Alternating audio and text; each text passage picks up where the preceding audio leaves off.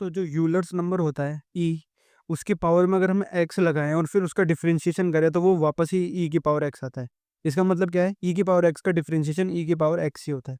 अब यहाँ पर जो वाई हमारे पास गिवन है वो कितना है, ई की पावर रूट में एक्स है और प्लस ई की power minus square root of x है। तो हमें d y by d x की यहाँ पर वैल्यू कैलकुलेट करनी है। तो एक बार ये फंक्शन को यहाँ पर लिख लेते हैं। अब हमें पता है जब हम डिफरेंशिएट करेंगे तो ई की पावर एक्स का डिफरेंशिएशन क्या होता है, ई की पावर एक्स ही होता है। तो यहाँ पर ई की पावर रूट एक्स आ जाएगा। अब रूट एक्स का डिफरेंशिएशन क्या होता है, 1/2 रूट एक्स होता है। तो ई की पावर माइनस रूट एक्स और माइनस रूट एक्स का डिफरेंशिएशन -1/2 रूट एक्स। एक बार मैं लिख देता हूँ यहाँ पर, ई की पावर एक्स का डिफरेंशिएशन ई की पावर एक्स होता है और रूट एक्स का डेरिवेटिव 1/2 रूट एक्स होता है। तो ये वैल्यूज हमने यहाँ पर यूज़ कर ली। अब 1/2 रूट एक्स कॉमन ले लेते हैं तो ये वैल्यू बचेगी हमारे पास ई की power root x minus e की पावर माइनस रूट एक्स। तो यही हमारे इस क्वेश्चन का आंसर हो जाएगा। पर कभी कभी ये क्वेश्चन हमारे पास मल्टीपल सेलेक्ट के अंदर भी आ जाता है, तो इसमें और भी ऑप्शंस चेक करने पड़ते हैं। अब यहाँ एक इंपॉर्टेंट चीज़ यहाँ पर देखिए, ई की power square root of x minus e की power square root of x, यहाँ पर मैंने दोनों तरफ स्क्वायर लगा दिया।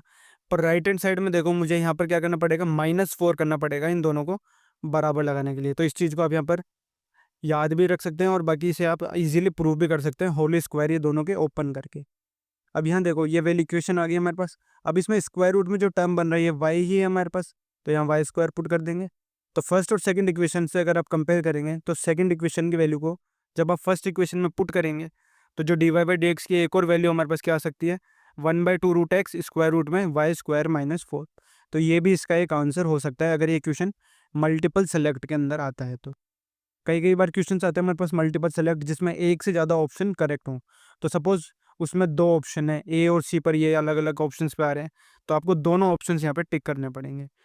इक्वेशन 1 भी करेक्ट आंसर है और वाई स्क्वायर रूट में y square -4 divided by 2 root x भी करेक्ट आंसर है। और ये जो इक्वेशन 1 के नीचे जो मैंने इक्वेशन लिखी है, जो मतलब आइडेंटिटी लिखी है, इसे भी आप ज़रूर एक बार डेराइव कर सकते हैं खुद अपने आप।